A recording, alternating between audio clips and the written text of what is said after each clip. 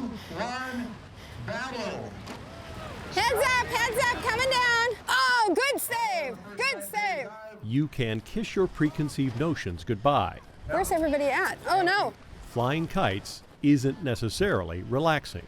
Oh my gosh, look at you guys. All right, down, Terry, down, run forward. Oh, Christian, kill. Yeah! In fact, Rhonda Brewer prefers it brutal. Yeah! I'm gonna take you down. This is Rokaku, Japanese kite fighting. He's trying to distract me. You are a bad man. It's a lot of entertainment. It's a lot of shouting and just a lot of fun. No! My goal when I go out on the field is I just don't want to be the first kite to hit the ground. And after that, it's all gravy. Yeah! Rhonda's a national champion kite fighter. See? Too aggressive. Now positioning, trying to find a spot, where to drop in at, where to touch. But today, her Tasmanian Devil floats away, its lines sliced in midair by past champion David Gomberg. Thank you, David. This time. Just you wait. When there's no cameras, you're mine. Good fight. I'm taking you down. It's all good-natured fun for Rhonda and David. They're rivals, but friends, and both live in Lincoln City, spreading a high-flying message. Yeah, we always say that here in the summer on the Oregon beaches, we all strip down to just one sweatshirt. You can't swim in the ocean, so what do you do when you come to the beach? Well, the answer to that is you fly a kite. We've got these beautiful winds coming right in off the ocean, so it's an ideal place for kite flying. Hang on a minute, I'm going to let go. Lincoln City likes to boast its annual kite festival ranks in the top 25 in the world, even if space is limited at Dee River Beach. But I think our claim to fame here is that we've got the narrowest festival. And especially when high tide comes in, it's a very narrow beach. We just grab what we can and we just have a ball with it. Beautiful day. David Gomberg and his wife Susan make, sell, and fly slightly larger kites. This one weighs 35 pounds. This is a sand anchor. Should it come out of the sand, it's going to drag down the beach rather than breaking loose and bouncing down the beach and hurting somebody. Okay, if you just hold that and walk straight back, it should take. Is it zipped up? All right, why don't you come up here to the front then? David's special octopus kites have no sticks, no frame, just a big flimsy sack that does its best impression of a sleepy balloon. Okay, you got those? Let's walk it back to the tow line. Yeah, but he's going up nice and slow and steady. That's what we want. I'll just let the wind straighten the tails out. All right, we're good. These are 90 feet long, they're 30 feet wide. They weigh about 35 pounds each, and we're flying them on 2,000-pound Spectron line. David says this octopus is only medium-sized. You got another knot to go?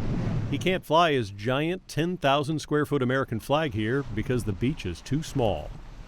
But also these huge ones that are bigger than life. They're like a little Volkswagen, or maybe even bigger than a Volkswagen. I don't know.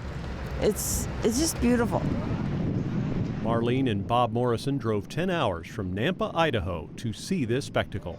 We had been here a couple of years ago and seen a little bit of it, so we planned our vacation 2 years in advance so we could come here just for this kite festival. Yes, it's different, something different.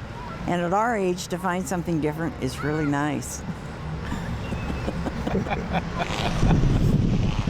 gonna hold the kite? There are plenty of people flying less exotic kites here. And even one so small, you might think it's a butterfly. A little fish in a big pond. It's all in the perspective, right? Good times. Bella, what color is your little butterfly? That's cute. But no one's going to fly the giant octopus by hand. So we'll come out on the beach on a day like this, and we're not going to hold on to a kite that big. I mean, it's just too powerful. People ask, will it pick you up and carry you away? The answer is no, it'll drag you off. Pull back, pull hard. It feels really heavy. We like bringing the kids out and putting them on a strap like that because it's anchored behind them. They can't hurt themselves and they can't hurt the kite, but they can get a sense of just how strong the pull is on it. Uh-oh. There's that exhilaration, that sense that you're part of nature and the elements around you. Okay, you got it?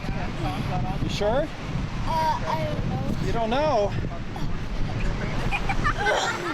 And you get that sense of power from it too. I don't mean that you feel powerful, I mean that you can feel the strength of the wind and feel like you're being a part of it.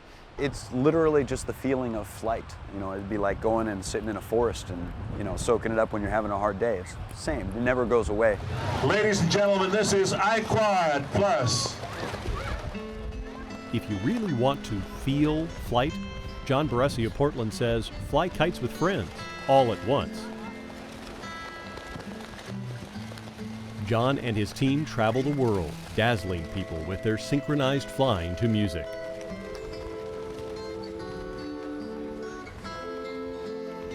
Face up, now. 2 balls, now.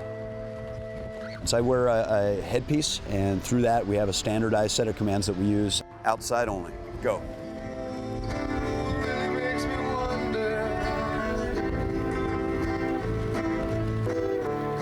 Go. Go. Edges, go. We're using quad line kites. They have 4 strings, so you can actually fly forward, backward, sideways. You can stop and hover in position, rotate in place. Go. Go. Return now. 180 now. To line now. You might call Team iQuad the Blue Angels of the stunt kite world. Precise choreography ensures their lines don't get tangled. Box, right box, give her. 1, 2, 3, go. Go. Go. Our lines twist, so they'll basically wrap around each other once or twice, but whatever maneuver we're doing is constructed so that it reverses that same number of twists, so we never go beyond that limit. Go. Go. Go. Fly through. Go. Line it up. Go. 180 now. It's so incredible how they can make these kites in this wind that's unpredictable on the coast do what they want those kites to do. Pump. Go. 180 now. And they dance them to the music, and it's just a beautiful place to be and beautiful things to watch. It's just delightful. And it's like your mind just goes quiet. 1, 2. I guess it would be something similar to surfing.